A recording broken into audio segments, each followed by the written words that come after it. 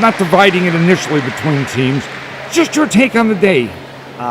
Yesterday and today couldn't have gone any better. We competed at the highest level we've ever had for a track and field meet since we joined America East. The kids were terrific. Anything we asked them to do, they got done. We had kids literally crush themselves over the last 2 days to try to get us points, and that's about as much as you can ask.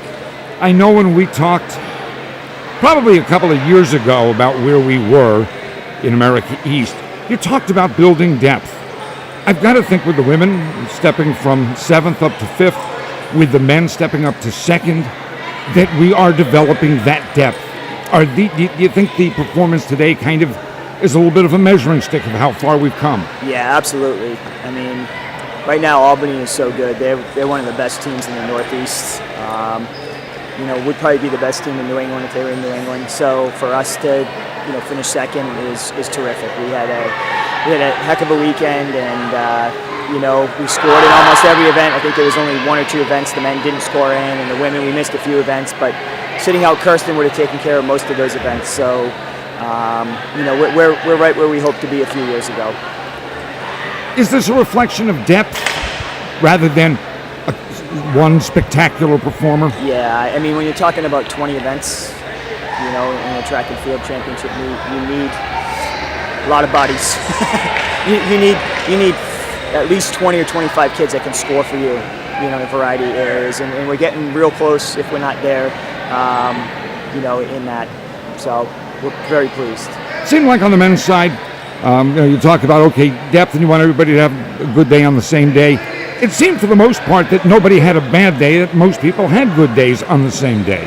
Yeah, and that's really what it takes. I mean, last year, we were miserable for those 2 days. We weren't as bad as the results showed last year, and sometimes you just get momentum. One event leads to the next, and the kids start gaining confidence, and they start getting encouraged, and track meets can be an emotional roller coaster, and certainly we're at a high level of competing yesterday and today, so very pleased. I know watching him, we talked with Daniel Smith. He's part of 2 relays, I think, in the distance medley relay. Ran the first leg, ran the ankle leg in the 4x8.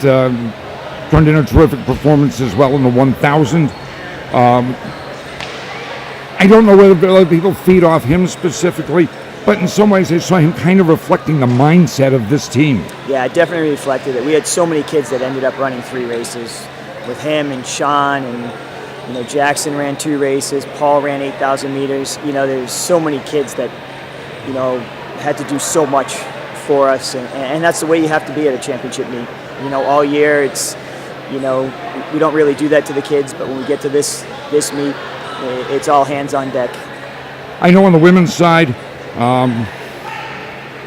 I think some people kind of worn out a little bit, but what struck me was, no matter how tired they were, everybody competed. Everybody gave, I guess, every ounce of fuel they had. Yeah, and I think probably Catherine Loughnane epitomizes that probably on both teams. The poor kid, I had her run the mile, the 1,000, and the 4x8 within a 3-hour and 20-minute period, all out. Not an easy task, and I don't think I've ever asked anybody else to do it, except maybe Omar Abdi about 3 years ago. And she did a great job with it, and just tried to score points for the team. And Jackie winning the 5K, and the kids in the DMR and the 4x8. And Chelsea, who had to run a whole bunch of races, 3 separate races. So many kids just did so much. It was fun to watch and fun to see them compete at such a high level. Yeah, I was going to say, you and I barely talked about Chelsea, and that's probably my mistake there. Boy, she turned in a terrific performance, and was not in the higher seeded group, and I have no idea why, but set a school record and finished second. Terrific. Yeah, and the way they seed some of this, it goes by lane and not section, and I don't like that, and she certainly didn't like it because she wanted to race the best kid in the meet, but that's okay.